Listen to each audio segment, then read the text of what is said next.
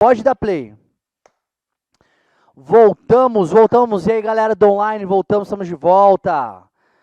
Turma, estávamos aí falando dessa prévia, né? O arranjo do campo para a década de 70, ela despontar aí no estado do Mato Grosso. E criação do INCRA, tá, gente? Muito importante. Ele foi o principal órgão do governo federal ali para organizar o processo de colonização nas terras aí, nas terras devolutas do estado do Mato Grosso, beleza? Não esquecendo que tem o lance do capital privado, as colonizadoras, tá? Então, muito dinheiro público, mas também investimento aí da ordem privada. Aí a gente começa a entender os aspectos gerais da população, tá? Do processo urbano, que tem tudo a ver com isso. O processo histórico vai fazer todo sentido, esse processo histórico recente que justifica a década de 70, vai fazer todo sentido aqui, nesses três temas aqui que a gente separou. População de Mato Grosso hoje, pessoal, estimativa do IBGE, 3,5 milhões de habitantes, tá? Estimativa de 2021. Tome muito cuidado, porque a população, de forma absoluta, ela é contada pelo censo demográfico. O último censo foi em 2010, que no Mato Grosso tinha pouco mais, tá até aqui, ó, de 3 milhões de habitantes, né? Você vê que, para quem tem 3 milhões em 10 anos, ter mais 500 mil, proporcionalmente, é um crescimento bem interessante. Mas eu quero que vocês prestem atenção na tabelinha que mostra a evolução da população, qual foi a década que teve o maior crescimento. Na verdade, tem duas ali, né? 70 e 80, né, galera? Ó, lembra do lance? 50, tava meio que aquele negócio da década de 50 dos projetos estaduais, copiando Vargas e a colonização, mas não emplacou, né? Mas foi ali na partir da década de 70, década de 60, a coisa parece que começou a dar liga. Isso. Não, a gente pega pós 70 que teve o puff, né? O disparo, né? Não vamos esquecer que a divisão do Estado foi na reta final da década de 70. Foi já em 1977. Né? Então, você já pega a virada para 80 arregaçando. E aí ele vai, começa em declínio, né? Pós 80 começa a reduzir, até que fica bem mais tranquilo nas últimas 2 décadas, tá? Aí vamos esperar aí o último censo demográfico, o número não deve fugir muito disso, não, beleza? Olha que interessante esse número, gente. Expressa como que foi muito rápido. O estado do Mato Grosso, os processos humanos e econômicos e sociais foi bem rápido mesmo. Em 1940, o atual território mato-grossense possuía pouco mais de 192 mil habitantes. Em 1940, galerinha, a gente entra em 2021 com 3,5 milhões. Disparou a galopes, né? Não, sim, ainda assim, a gente vai falar que o nosso território é pouco povoado, né? Porque ainda pelo tamanho do território, a população é pouca, né? Aí faz sentido a gente entender a porção norte, olha só, pouquíssimos habitantes para um pedação de terra desse. Poxa, 192 mil, a gente tem, o Cuiabá hoje tem mais 600 mil habitantes.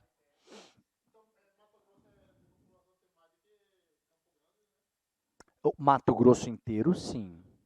Mato Grosso inteiro. Na verdade, o estado. O que perde aí na competição é a cidade. Campo Grande ganha de Cuiabá, né? Mas se junta com o VG, a parada dá. Mas vem cá, a gente tem que olhar a área urbana. A concentração urbana, a região metropolitana não é só Cuiabá, é VG também. Não compito na competição. VG faz parte da região metropolitana de Cuiabá, assim como Santo Antônio, né? Como Livramento, a Cores Altas, essa turma tá tudo com nós, jogador. Olha lá. Historicamente, o ritmo de crescimento lento até, pá, década de 40.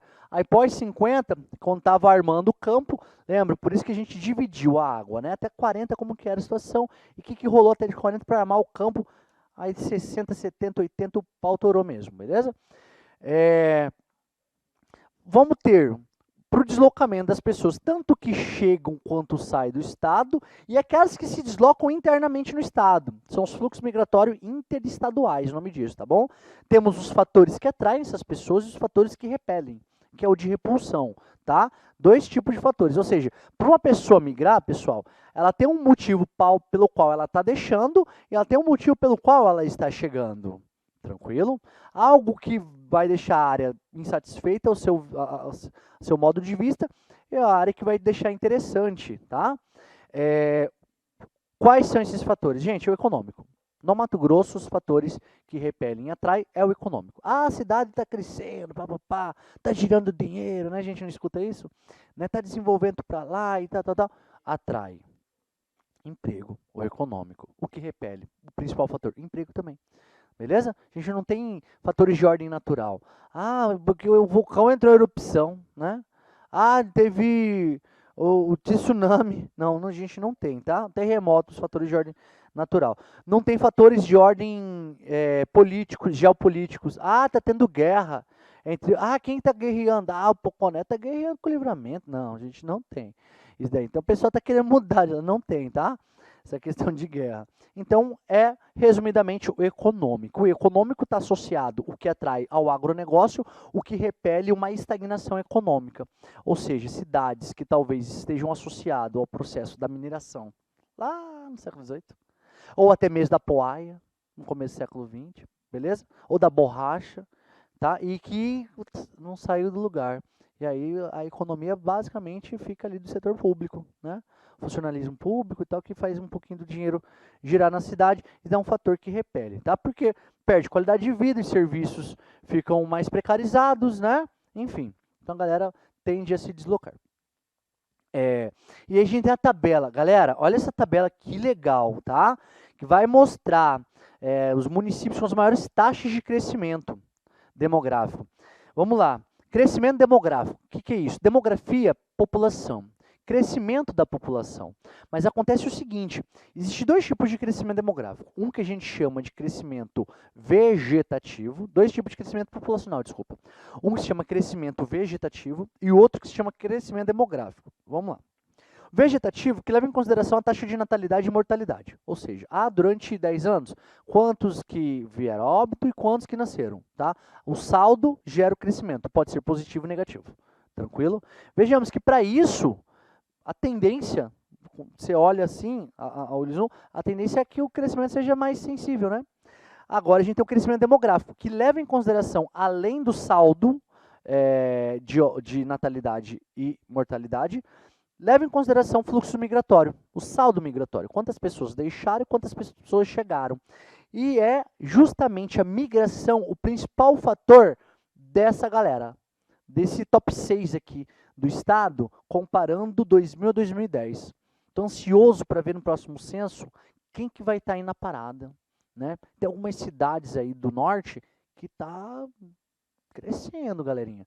Coisa de 10 anos para cá mesmo. Tipo de 2003, 14, começou, né?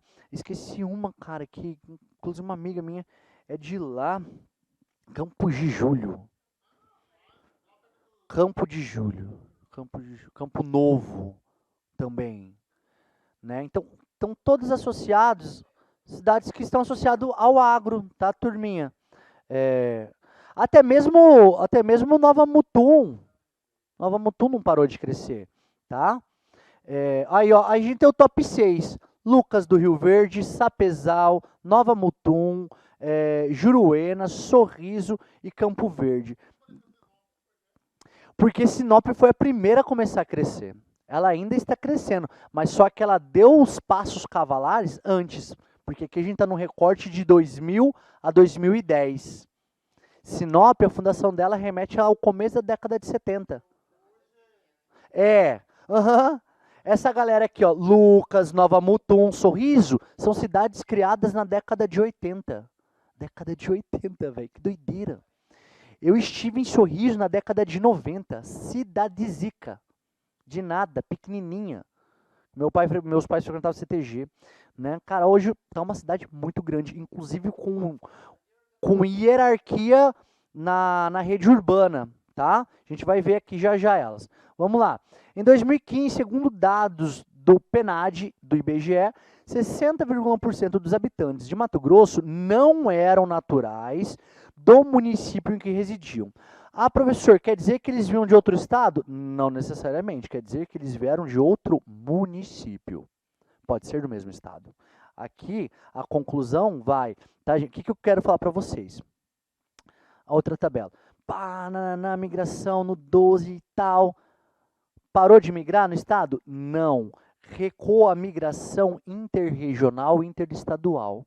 Mas intraestadual, no nosso estado ainda está no 12 a migração, tá bom? Olha aqui, ó. Desses 60,1%, apenas 38% eram procedentes de outra unidade da federação. Ou seja, dessa galera aqui, a gente vai ter mais de 60%, 61,7%, que é do mesmo estado. Ou seja, foi para Sorriso, mas se deslocou de outra cidade ainda de Mato Grosso. Né? Uhum. Isso é uma lógica Brasil, tá, galera? Isso é uma tendência Brasil. As migrações internas do estado. Intraestadual. Intra, dentro. Inter, externo. Pirâmide etária, galera. O lance da pirâmide é a gente fazer o comparativo. Gente, é a proporção da população de acordo com a faixa etária dividido por gênero. É isso, uma pirâmide etária. É um gráfico que mostra proporção da população. Como é que tá? Tá meio clarinha, né? Não? Tá legível lá? Pra onde tá? Ah, o senhor tá vendo bosta nenhuma, né? Vamos lá.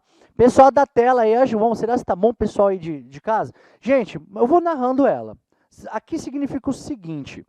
Em 2000, a pirâmide etária já se mostrava o quê? Com a base mais estreita do que a parte intermediária. Base, se é uma pirâmide por faixa etária da população, a gente está falando da galera, os mais novinhos, né, da base.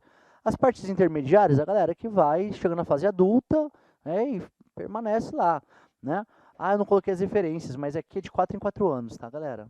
As referências de idade, tá? É de 4 em 4 anos, aqui mais ou menos, ó, 4, 4, 8, 12, 16, 18, para cá já é mais de 20, ó, para cá já chega a 20. Então você ainda tem na juventude uma parte larga, entretanto, mostra um estreitamento na base. Isso é uma tendência, não é algo que daqui 10 anos vai estar volta largo de novo, não, é uma tendência de redução da base, que, em outras palavras, redução da taxa de natalidade, tá? Maturou, ó, passou mais 10 anos, olha aqui como é que tá. A gente vai ter, ó, aquela parte mais larga, subiu a faixa etária. Tranquilo? E a tendência vai ser isso. Ela, daqui a alguns mais 10 anos, ela cada vez mais larga na parte intermediária e também aumentando algumas larguras no topo, que é a faixa etária idosa. Em outras palavras, galerinha, reduzindo a taxa de natalidade, reduzindo a taxa de mortalidade também, tá? Tendência geral do Brasil, e o Mato Grosso seguiu essa linha, tá? A gente tá aí, claro, a gente tá num momento, teve um momento pandêmico que vai dar uns tilt nessa pirâmide. Daqui uns 10 anos a gente vai ver algumas falhas nela por causa da pandemia, que a gente sabe que ceifou muita gente, beleza? Mas de forma generalizada, isso mostra uma melhora de qualidade de vida, tá? Vamos lá. Mato Grosso, distribuição da população ocupada por ramos de atividade. Pessoal, existe algo que se chama setores da economia, tá bom? Setores da economia. Quando a gente olha os setores da economia, a gente consegue ver, por exemplo, a distribuição da população empregada, aqueles trabalhadores, né?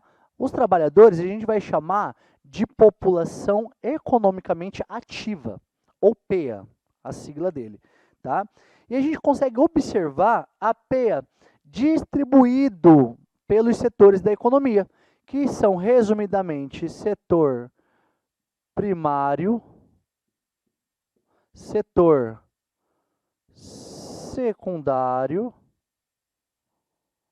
e setor terciário. Gente, mas o que faz cada setor aí? O primário, secundário, terciário, faz o que cada um? Vamos lá.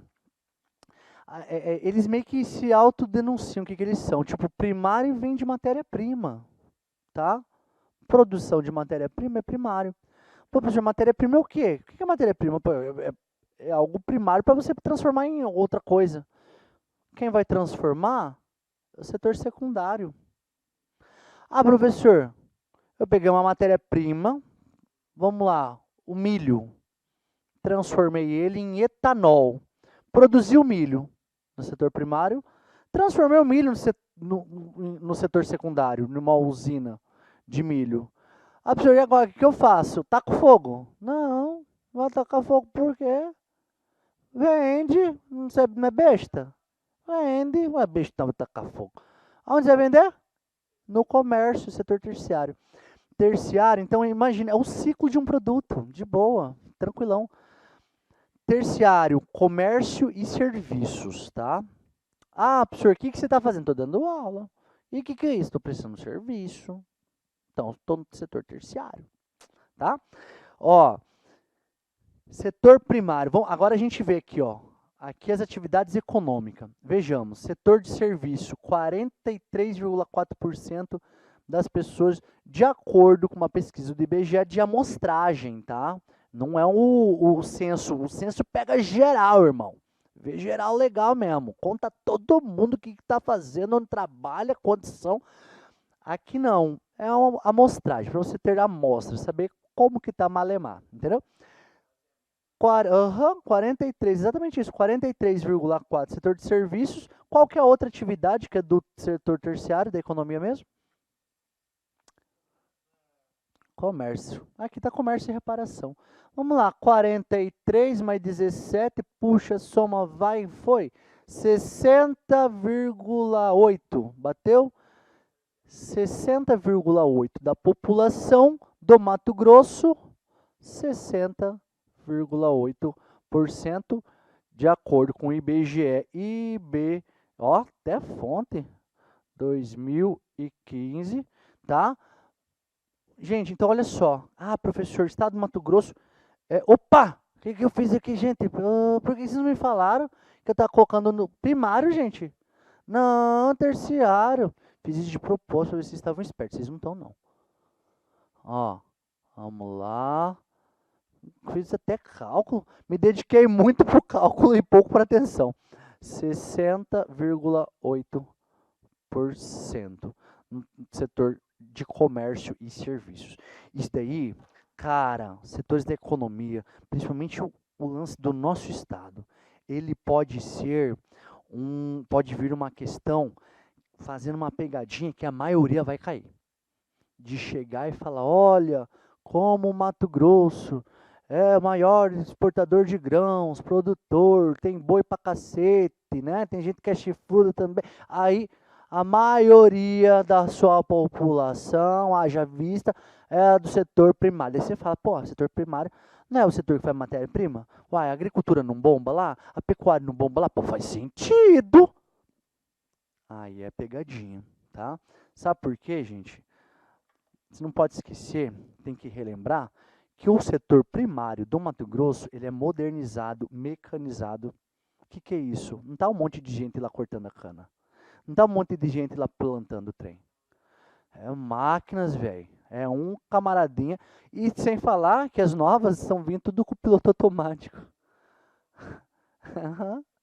Verdade.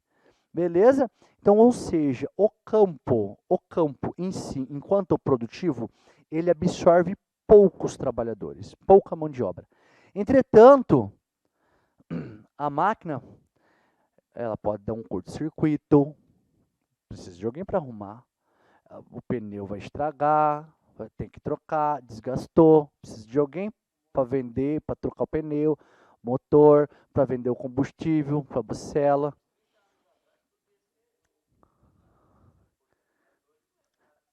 Sabe quando que era o primário? Antes da década de... Tá? Posterior a 70, vocês vão até ver, ó, adiantando, aproveitando o engajamento de vocês, olha aqui, ó, aqui é a proporção da população urbana e rural. Rural, a coluna mais escura, ou seja, década de 40, maior parte por 75%. Olha só, onde que vai virar o jogo? Na década de 70 para 80. Virou.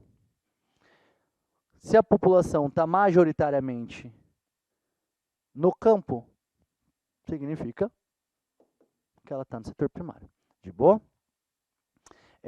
Voltando aqui o lance. A agricultura, parece que ele resumiu a agricultura e a pecuária ali. Então a gente vai falar o primário 20%. 20,00, pronto, 20, redondinho. Tá? Ainda assim, gente, isso daqui é um número alto, se tratando da média Brasilzão. Média Brasilzão é menos de 10% da população, tá? No setor primário da economia. E o setor secundário, onde que vai o setor secundário, professor? Indústria e construção, esses dois, tá? Porque você está construindo, você pega um cimento, você transforma ele numa casa com tijolo, tá? Então a gente tem aqui 19,2%. 19,2%, beleza? Então, gente, isso é lógico, tá? Porque está concentrado, mas precisa de um monte de gente prestando serviço. Tem uma área urbana que vai desenvolver ali, precisa de professores, precisa de enfermeiros, tá bom? De médicos, precisa de uma gama de serviços e estrutura. E aí a gente encontra isso no setor terciário. Vamos lá. E o processo de urbanização dessa coisa toda? A gente sabe que começa, né, os primeiros núcleos urbanos começam no século XVIII, mas é lento. A nossa introduçãozinha foi lento até a década de 40, com os projetos que começam ali com Vargas e tal, e começa a desenvolver algumas cidades, mas a coisa dispara mesmo enquanto o processo de urbanização no estado, década de 70, velho. Abraça a década de 70, que vocês vão tranquilo aí, né, quando ele vai fazer essa associação cronológica. Aqui, ó, fundação de Cuiabá e Vila Bela de Santíssima Trindade. Ah, Pelé! Não, para quem gosta de futebol, pode ser, mas... E tem a questão da geração, né? Às vezes é da geração, né? Sacanagem, né? Ó, crescimento das cidades ocorreu a partir da década de 1970, que foi a Passos Cavalares. Não só crescimento das cidades, tá, gente? Das cidades já pré-existentes, os principais núcleos urbanos, em qual Cuiabá. Cuiabá cresceu muito sendo capital, mas surgimento de novas cidades. É muito importante a gente ter isso em mente. A gente vai sair daqui, lá no final da década de 70, de 34 municípios do que é território hoje de Mato Grosso, né, para 141. Vocês lembram do número? Lembra 141, teclado celular, 141, né? Sai do 1 já há mais de 10 anos. Tá bom, chega. Ó, não, mas já aparece uma cidade emancipando, né? O que vai acontecer? Né? Não, mas isso acontece onde está bombando. Por exemplo, Campos de Julho, papapá, pipocou o negócio e tem um vilarejo de Campos de Julho, um distrito que também está crescendo bastante. Aí que rola os processos de emancipação, tá? E, não, certeza, que daqui a alguns anos vai surgir umas outras, mas por enquanto 141 já há 10 anos, tá? Crescimento, perder 70, final esse número, cara, esse número é muito impressionante. População rural reduzida. Olha só, professor, então mudou aqui a proporção, significa que a população do campo começou a migrar para a cidade, não foi o principal motivo. Sim, rolou isso. População, boa parte de pessoas que moravam no campo, no Mato Grosso, sim, migraram para a cidade. Mas esse não foi a principal razão da urbanização de Mato Grosso. O nome desse processo, quando a gente está falando em larga escala, em grandes conjuntos populacionais, é êxodo rural, o famoso êxodo rural. Não foi o êxodo rural o principal fator para a urbanização. Porque vocês sabem o que aconteceu? A galera veio de fora. Processo migratório. Essas cidades cresceram muito populacionalmente, principalmente, olha a nossa tabela da população lá, as décadas do crescimento, porque vieram de fora, tá? Para trabalhar onde? No setor de serviços. Porque o campo precisa de serviço, né? Ó, eu nasci em 1900, ó, contava minha vida para vocês. 1987 é o ano do meu nascimento. Minha irmã nasceu em 1984. Nossos pais são paranaenses, né? E eu sou cuiabano e a minha irmã é paranaense. Nascida em Cascavel, Paraná. Ó a parada. Gente, eu sou fruto dessa história recente, pós-década de 70. Né? Ou seja, o que seu pai veio fazer aqui? Fazendo? Claro, então, o professor acabou de sair do jatinho ali. Vou ver a minha sorte. Não, meu pai veio trabalhar no setor de serviço, representação comercial. Pá, veio pra cá. Lata. E existia uma propaganda muito grande também quanto a isso. Lata, o negócio tá naquele jeito. Sim, é. Mas a maioria das pessoas não vieram pra terra. Vieram pra zona urbana. A maior parte das pessoas que migraram, né, o processo que puxa isso é a colonização no campo. Entretanto, a maior parte, proporcionalmente, da população que migra, ela vem para atender o setor de serviços de novos núcleos que estão crescendo, tá bom? Tá, então, ela reduziu proporcionalmente, não em número, tá? Porque desde então, nunca reduziu a população no campo, população absoluta. Absorver esse gráfico, a gente está falando de população proporcional ali, tá? Aqui é proporção. Né? Mas em números absolutos, não reduziu a população no campo do Mato Grosso desde da década de 70. Lembra? Era pouca gente. 190 mil habitantes. Né? Vamos para cima. Aqui, ó, a hierarquia urbana que o professor falou. Gente, hierarquia urbana, hierarquia. Por exemplo, o exército. O exército é um grande exemplo de hierarquia. Tem soldado, sargento, tenente, capitão, né?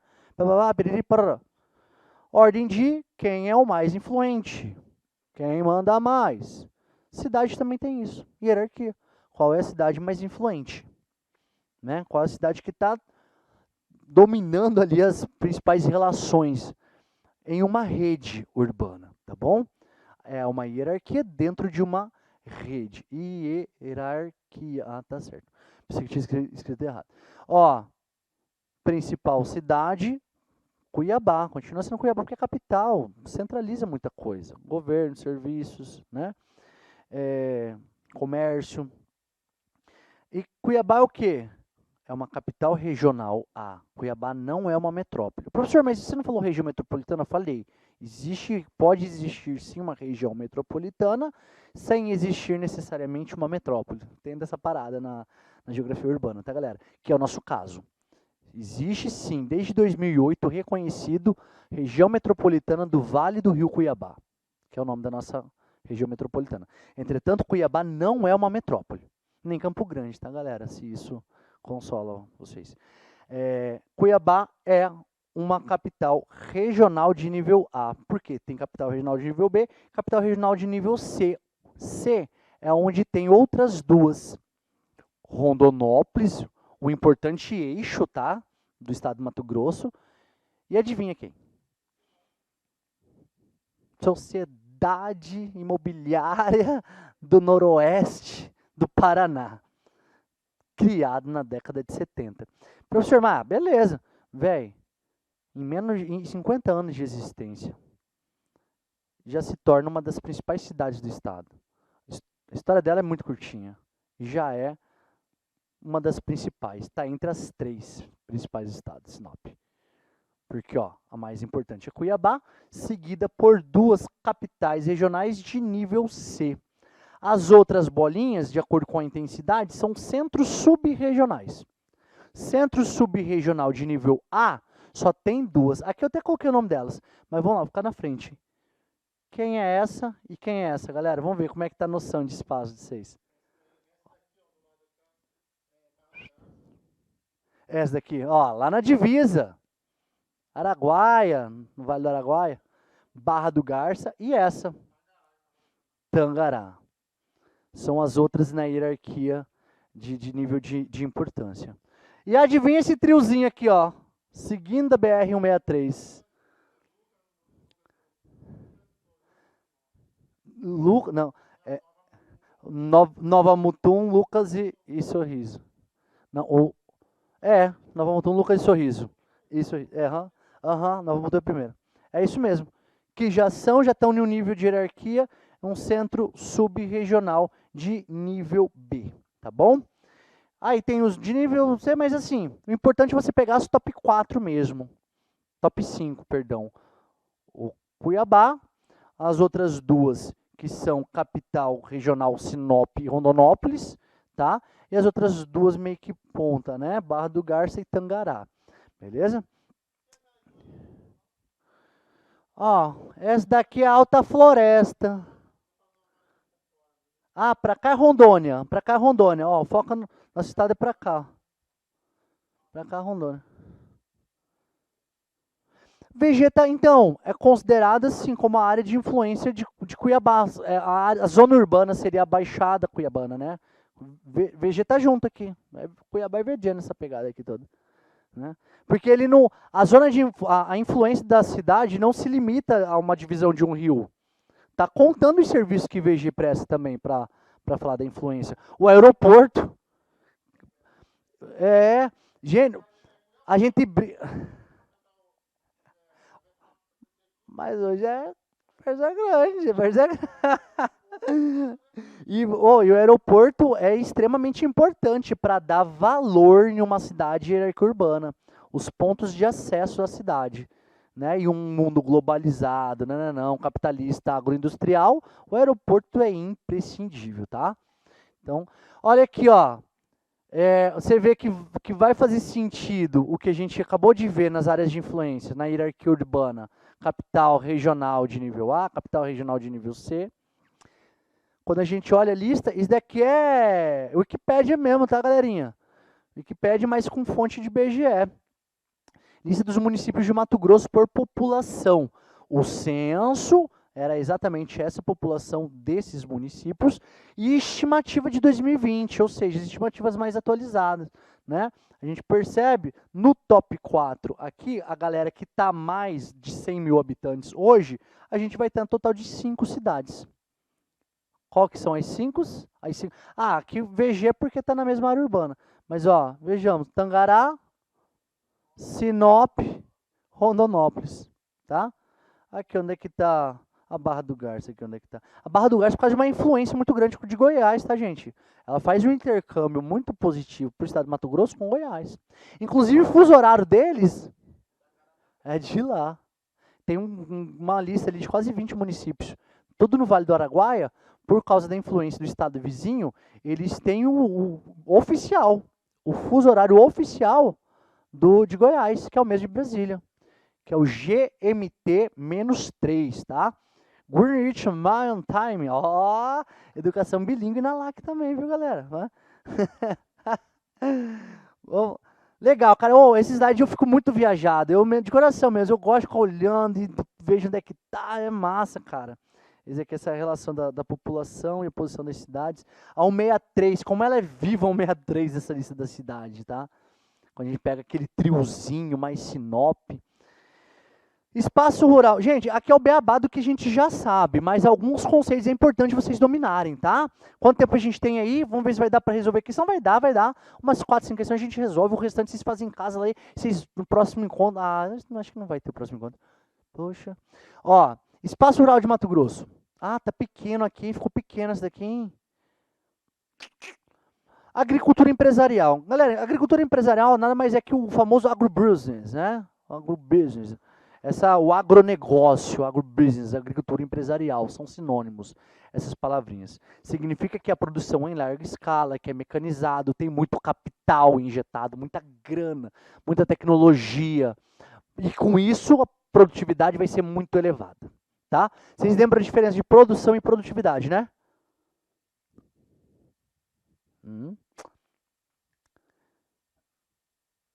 Área agrícola. Eu produzi 1, 2, 3, 4. Essa é a área agrícola do estado. Aumentou a área agrícola. Aumentou. Aumentou para a área B. Agora é a AB. 1, 2, 3. Olha só, aumentou a produção. Antes produzia 4, agora produz 7. Aumentou a produção. Produtividade é isso. Área agrícola A. 1, 2, 3, 4. Aumentou a produtividade. 5, 6, 7, 8. Aumentar a produção pela área. Beleza? Então, quando a gente fala aumentou a produtividade do estado do Mato Grosso, é que, de acordo com a relação da área e produção, que aumentou. Aumentou mais a produção proporcionalmente pela área.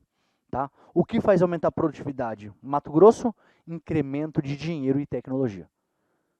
Uma semente que se adapta ao clima, que frutifica mais rápido, que o fruto fica maior, tá?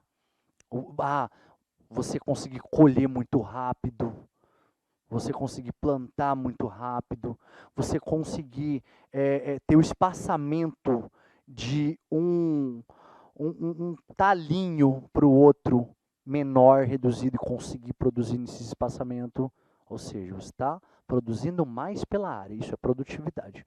Tranquilo? No nosso estado, aumentou a produção de forma geral? Aumentou. Aumentou a área produzida? Aumentou. E aumentou a produtividade também. Tá? Porque é o estado do Brasil que mais há incremento, junto com São Paulo, tá? De tecnologia. Campo mecanizado, batata, maquinário, no 12. Tá, gente?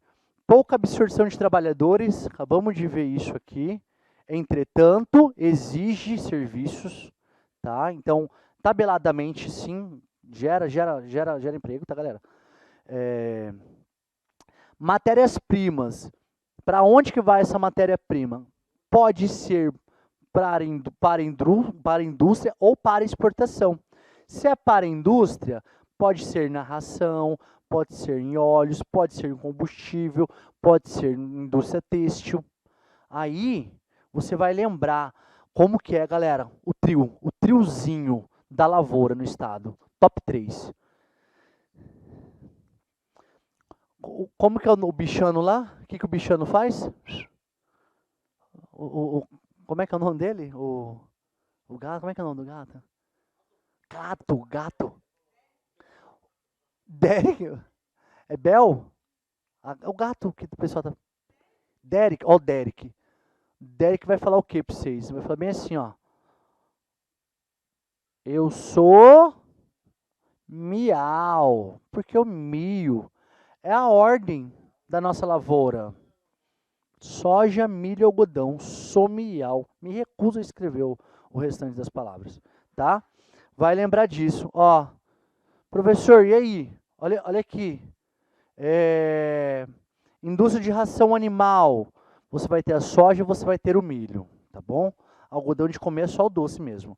Óleo, soja, principalmente a soja. Tem lavouras de girassol também no nosso estado. Para Diamantino, a galera vai longe para tirar foto, né? Quando é período. Combustível, os dois. Soja e milho, depende do combustível. Soja, o biodiesel, milho, o etanol, tá bom? Cresce, o nosso estado tá, ó, despontando, tá, galera? Como produz bastante, dessas cidades do agro, aumentando as unidades de usinas de combustíveis, tá bom? Vamos lá, combustível e têxtil, o algodão. Vai lembrar que está associado a uma indústria do algodão. E, professor, e aí? Pode ser para um outro destino? Pode ser para exportação, tá? Aí, quando é para exportação, o produto primário, você vai chamar ele de commodities. É um nome bonitinho, tá? O que é commodities? É um produto primário que tem uma demanda mundial e é produzido em larga escala. Tá? Todos esses daqui são commodities. A carne bovina é commodity. O petróleo é uma commodity. Beleza? O ferro é uma commodity. É primário, tem demanda mundial e é em larga escala? Commodity. De boa? Commodities para exportação. Falando em exportação, existe um incentivo. Desde quando? O incentivo? Desde a década de 70. O incentivo principal deles, né? Que é a isenção de ICMS para todos os produtos primários ou semi-industrializados ser exportado. Tipo, ou seja, velho, vai lá, vende para fora, tá? Mas surgiu para ajudar a desenvolver, tá, galera? Essa lei Candir, hoje, ela é fruto de muita polêmica. Tem uma galera que fala, e aí, velho, esses caras acham que não precisa, não, desse incentivo. Enfim, gera um grande debate aí da turma aí. Famosa lei Candir, tá, turma? Importante vocês se ligarem ela. É uma lei de esfera federal. Expansão da fronteira agrícola é um conceito que cai bastante. Gente, expansão da fronteira agrícola é isso. Aqui está momento 1, 2, 3, mas na verdade é 3, 2, 1. 3, 2, 1. Ela sai daqui e vai avançando. Olha para onde que avança a fronteira agrícola? Áreas do Cerrado. Beleza? Pega um pedação assim do Mato Grosso, mas ó, o Cerrado tem um remanescente do Cerrado nessa parte aqui, que se chama Matopiba. Maranhão, Tocantins, Piauí, Bahia. Matopiba, o remanescente do Cerrado. Enfim, já no Major de Mato Grosso não vai cair isso, mas é o mais atualizado aí desse avanço da fronteira agrícola, que nada mais é a área da agricultura, tá bom? Alguns podem falar avanço da fronteira da soja, porque é o principal commodity das lavouras, disparado no Cerrado, é a soja, tá?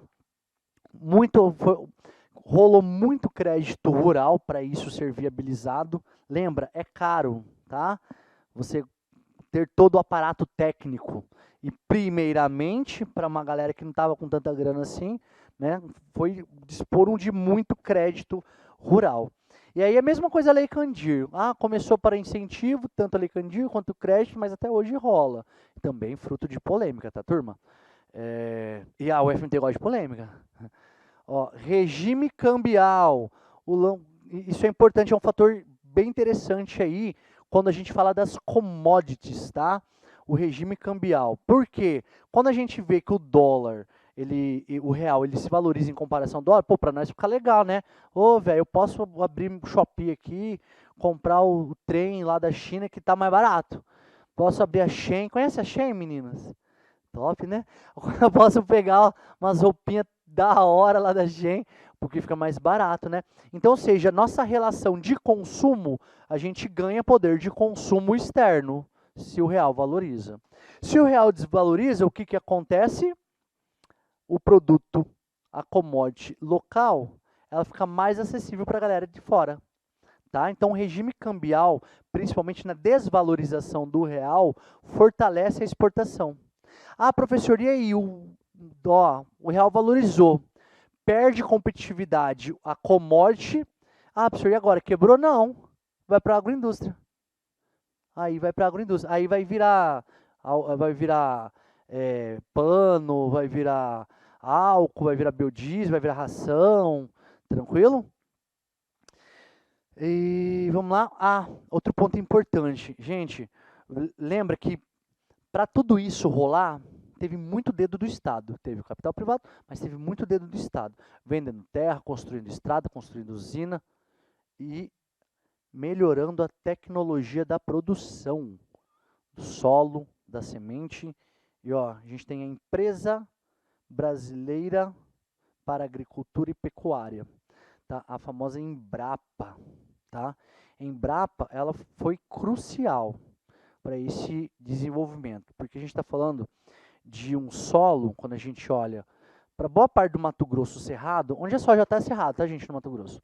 O Cerrado, o solo, ele tem um baixo teor de nutrientes, ele tem uma acidez elevada, ou seja, o pH dele é baixo, tá? É um solo ácido, e tem um teor de alumínio alto também.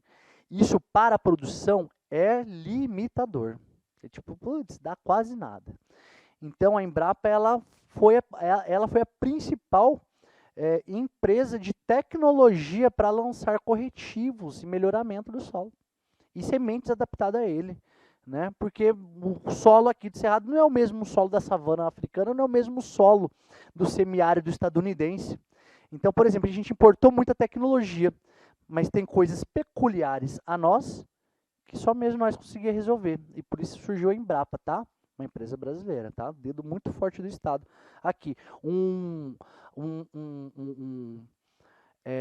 uma técnica muito famosa mesmo, que a Embrapa desenvolveu, foi revolucionária, década de 70, inclusive.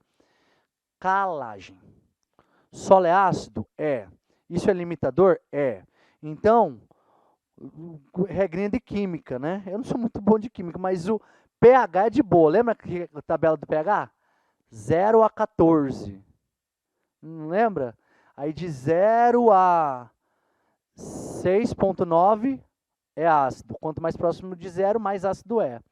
De 7,1 a 14 é básico ou alcalino, né? O que a gente faz quando algo está muito ácido? A gente dosa o alcalino. Para o quê? A gente entrar no neutro, que é o 7.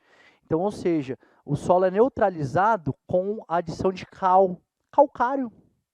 Não é à toa que em Nobres, quando você passa ele para 364 por Nobres, rapaz, é uma poeirona branca sem fim. Já passaram lá, meninas? Não. Cara, por parte de Nobres, lá, quando você vai pegar o 63, é uma...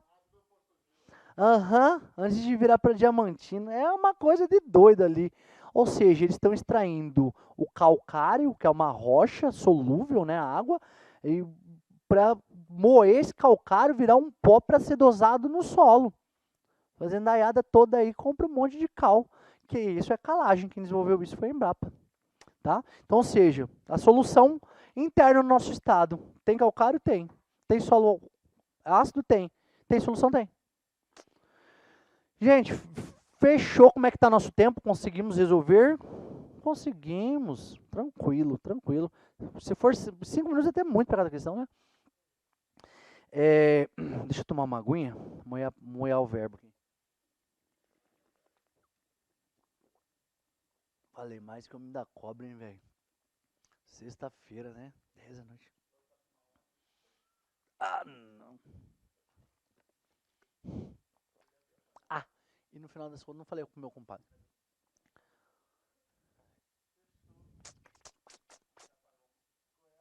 Ó, não falamos disso diretamente, mas indiretamente a gente sabe a resposta dessa.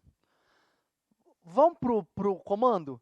É biriri, pororó, piriri, pororó. Dentre os principais investimentos anunciados pelo governador, o mais volumoso será no eixo de quê? Vamos lá, galera. Vocês estão esperando o concurso da saúde. Vocês estão esperando, hein? Então não são vocês. Porque se fosse, já tinha rolado há muito tempo. Não é a saúde? Cultura? Sobrou para quem? Qual que atende diretamente a força motriz? Que é o agro. Lembra? O que puxa tudo. Infraestrutura. Aí, aí tá revoltado, galera. Aí você vê projeto de ferrovia. Lembra das ferrovias? Cara, você vê projeto de hidrovia. Estão querendo cavucar ali o fundo do Rio Paraguai para passar navio de calado, né? Reativar em larga escala aí a hidrovia do Paraguai, fazer integração com a prata. Então, infraestrutura, fechou de boa, na lata, porque você já entendeu a lógica. Aqui ficou com essa marcação aqui, não sei porquê. Pois é, ó, também onda 2021, pô, fresquinho, fresquinho. Dentre as características, legal, achou o comando, eu estava procurando. Dentre as características das cidades gêmeas, professor, a gente não falou disso. Mas aqui, ó, aqui ele fala, aqui ele dá o conceito, daí você consegue desenrolar fácil. Fronteira, Cáceres, cidade gêmea, pô, gêmea é o quê? Duas parecidas, né?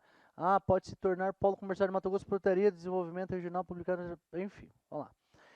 dentre as características de cidades gêmeas, cidades parecidas, você já sabe disso, pode destacar o quê? A adoção oficial de uma moeda única. Eita! Que moeda? Ah, o cacerês, né? Vamos, falou de casa, mas como moeda única? Gente, moeda para o território nacional, né, pessoal? E sem falar que tem bloco econômico como a União Europeia, que é um bloco com muitos países com uma moeda só, o euro. B, o fraco fluxo de pessoas, velho, não são parecidas, elas são parecidas, próximas. Não é fraco o fluxo de pessoas, né, gente? Na verdade, é o oposto disso. O grande potencial de integração econômica e cultural. Faz sentido? Gêmeos parecidas? Gente, você já...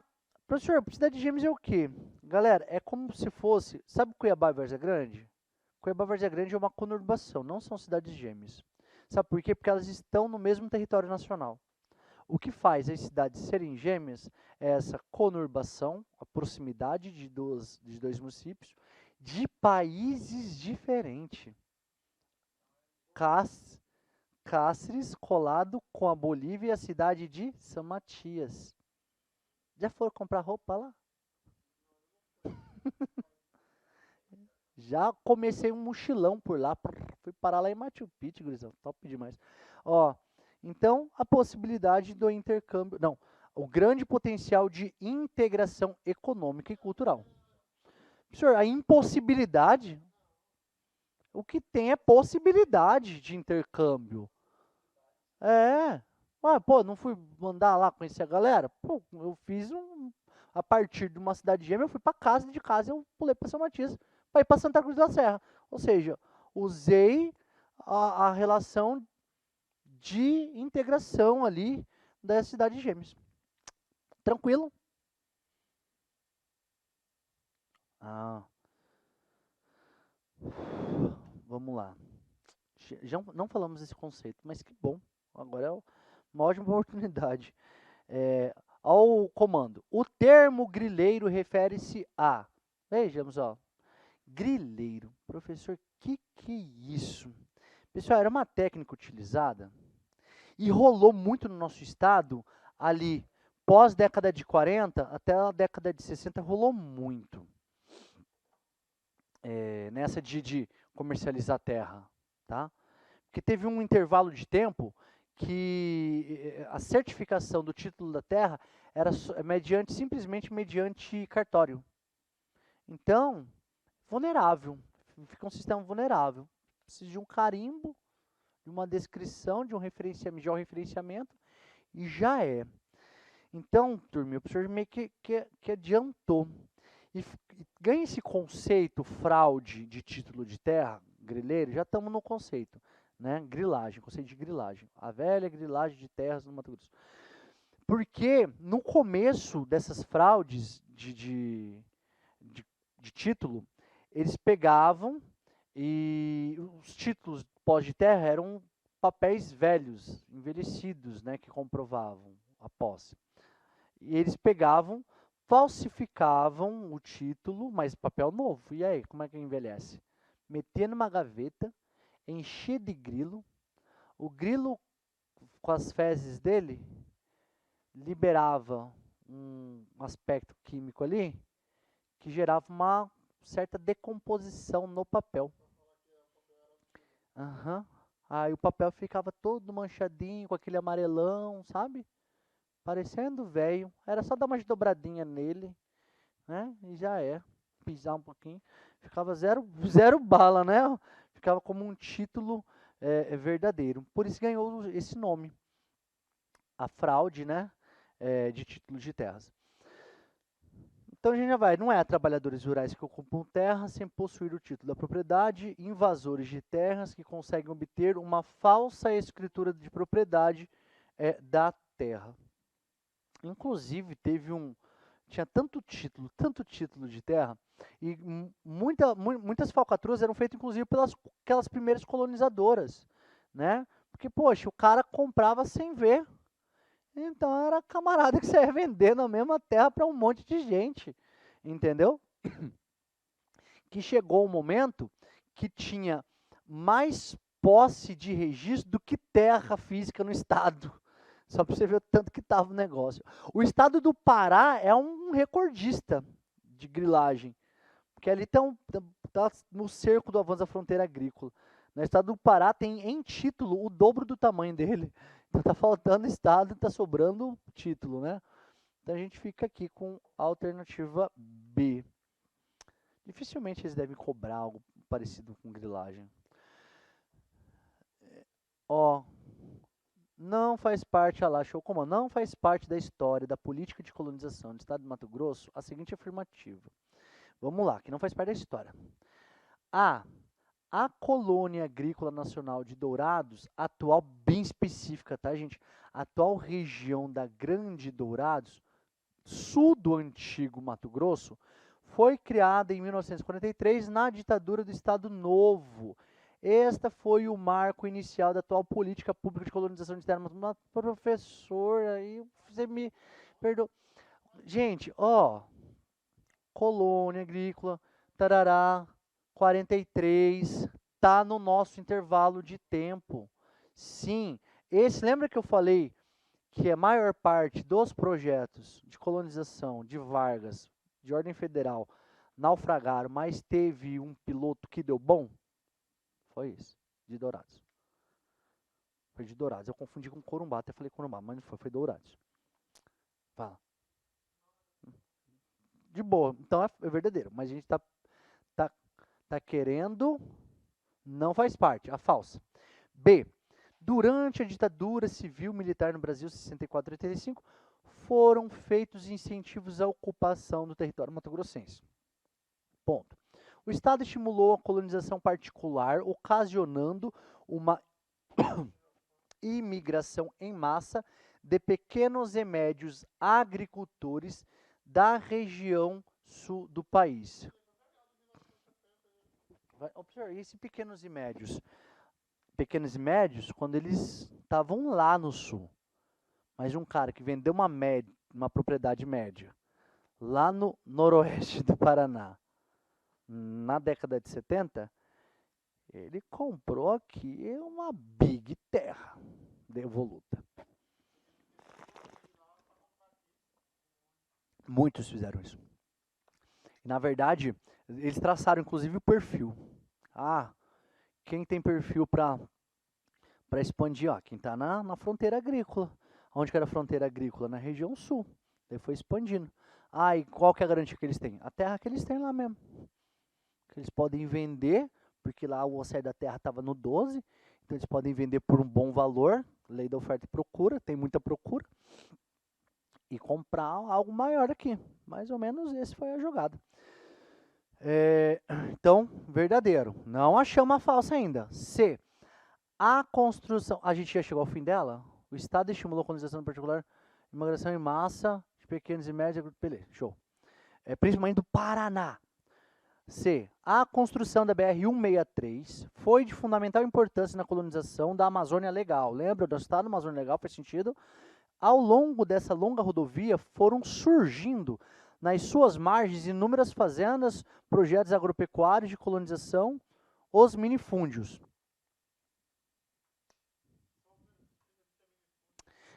Existe uma grande propriedade de terra que se chama latifúndio. Fúndio tem a ver com a questão fundiária. E as pequenas propriedades de terra, que são os minifúndios. Professor, mas o processo não foi em grandes propriedades de terra? Mas tinham pequenas no começo também. Tudo bem, tá? E foram surgindo cidades? Foram. A 163 ela foi a principal obra, tá, de expansão da fronteira agrícola no estado do Mato Grosso. Existe a 364 no Nubec, existe a 364, tem a 15, tem uma que corre lá, esqueci, não 54, 56. Vamos para a próxima. D. A estrutura fundiária do estado de Mato Grosso proporcionou ao estado tornar-se um dos maiores produtores de soja, milho, algodão e de rebanho bovino, mantendo ao mesmo tempo a posse das terras ancestrais dos indígenas e o bioma do Pantanal. Galera, outro ponto, ainda bem que veio essa questão, cara, por isso que é muito bom fazer questão. Tem algo também muito importante nesse pampeiro todo, nesse avanço de fronteira agrícola, o que é? É a produção está avançando territorialmente. Não necessariamente, esse avanço territorialmente não vai ter ninguém nesse território. Geralmente tem, como indígenas, quilombolas, ribeirinhos, tá? Existem outros agentes do campo. Velho, conflito de interesse provoca violência no campo, tá bom? Então não rolou esse negócio aqui, mantendo ao mesmo tempo. Hum. Bom se fosse, né? Se conseguisse, mas não é. Então, alternativa D, tá? Norte, violência no campo. Pô, quantos eventos a gente já não viu que passou na televisão, né? Algumas chacinas, né? Associada aí aos interesses do campo, tá, gente? Próxima questão, silicon. Estamos com uma porrada aqui. É porque eu fui selecionando, colocando e fui jogando aqui. Achou o comando aí? Essa não tem, né? Essa não tem texto base. Tem que ler, né? Durante o período colonial da história mato-grossense, várias expedições e atividades econômicas utilizaram-se de mão de obra dos povos indígenas, com diferentes propósitos sobre a exploração dessa mão de obra. Pode-se afirmar que, bem histórico isso daqui, né? Bem histórico isso daqui. Isso. Bom, inclusive, a chegada dos bandeirantes foi para o aprisionamento indígena, né? Os homens de bandeira tinham o bandeirantismo, que... tem a classificação, professor, mas é o aprisionamento, né, que foi o principal... Deixa eu desmarcar aqui.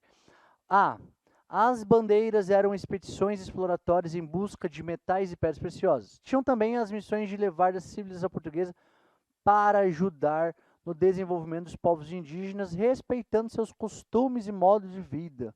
Né? Jesuítas, né, que são os que levam. Do aprisionamento. Que rolou isso. Opa! Pisaram naquele riozinho lá da Chapada. Tem pedra aqui, ô Zé, coloca. Eu gosto de andar descalço. Daí viu o negócio brilhando. O ouro de aluvião, né? Imagina que top, né? Você achar ouro lá no rio. B. As missões religiosas eram aldeamentos feitos principalmente pelos jesuítas, beleza? Onde os povos indígenas eram protegidos. Esses não eram explorados e tinham reconhecimento de sua cultura, não sofrendo dessa maneira o processo de aculturação. As missões jesuíticas, elas iam levar o cristianismo, né? Então, vai contra, né? De respeitar. Não, existe a aculturação sim. C. As monções eram expedições de comércio que traziam para Mato Grosso roupas, bebidas, medicamentos. E que rolê, hein, velho, para chegar daqui. Que rolê, imagina, galera. Até hoje é longe, com avião e tudo. Imagina antes como é que era. Alimentos variados. Os rios eram a única rota utilizada pelos sertanistas que tiveram ajuda dos indígenas.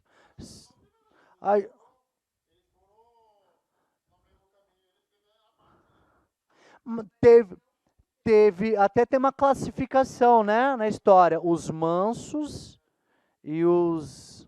Como é que é o outro? Os rebeldes, não é rebelde, tipo dos brabos e dos mansos. Os bororas, né? Os bororas eram conhecidos por ser mais tranquilos, né? Tiveram ajuda dos indígenas. Seriam desses, dos mansos, tá, gente? Essa relação da ajuda. Conhecedores da navegação na região. De boa, tá? Alternativa C. Ela é coerente. Quer ver? Pra gente saber que se realmente é certo, é olhando a D. Na mineração aurífera mato-grossense foi utilizada em larga escala a mão de obra escravizada indígena. Além do mais, esta mão de obra era muito valorizada na povoação. Pô, gente, valorizando os caras, né? Valorizando o território que era utilizado para ocupar as fronteiras, né? Então, deixou bem claro que é a nossa alternativa correta. Legal essa questão, né, velho? Eu fui colocando, aí eu acabei, que eu fui tirando. De acordo com a leitura do texto, o município em questão é quem? Ah, velho, né? Até covardia, né? De tanto que a gente falou, né? Achar. E aí, pessoal de casa, vocês acharam que município que é? Não precisa. Quantos online aí? Aê, meu guerreiro, minha guerreira. Você é um bichão mesmo. Brabo. A população mato-grossense passou de 118 mil para 330 mil. A situação começa a se modificar a partir da década de 80, 70. Meteu 70. Divisão do Estado, expansão do agronegócio. Desde então, vem praticamente dobrando a cada década, até atingir 3,4 milhões de habitantes em 2018, a gente já atualizou esse número, conforme o Instituto Brasileiro de Geografia e Estatística. A ocupação do território mato-grossense, vamos ver onde é que ele indica a cidade. Se deu graças à ação de vários pioneiros que por aqui aportaram e contribuíram para o seu desenvolvimento. Um deles foi Enio Pipino, que em 1948 fundou uma empresa de colonização considerada uma das mais antigas do país, que deu origem ao nome de um município mato-grossense que se destaca na produção de soja. Ponice? O que é Ponice? Ah, sociedade. Ó, tem esse lance lá dos fundadores. Tem uma das colonizadoras que é do pai do deputado Riva. Não sei o que é lá da Riva. E por isso essa relação política com o norte, né? Histórico. Sistema Imobiliário do Noroeste do Paraná, tá? Foi a empresa criada pelo senhor Enio Pipino. Aí vem a galera de volta, né? E que é tudo emancipação. Vai ficar, fica filé. Quem é de fora realmente não fica perdido, né? Numa dessa daqui. O que o cara vai falar? Que é Enio, rapaz? Quem que é? Vamos fazer essa última aqui. Ave Maria, essa última é pistola, hein, rapaziada? Deixa eu ver. Ah, é a última mesmo? Fechar com chave de ouro aqui, turminha. Cadê o comando? Aqui o comando. Aqui o comando, meu povo. Sobre a política de integração nacional e os programas criados.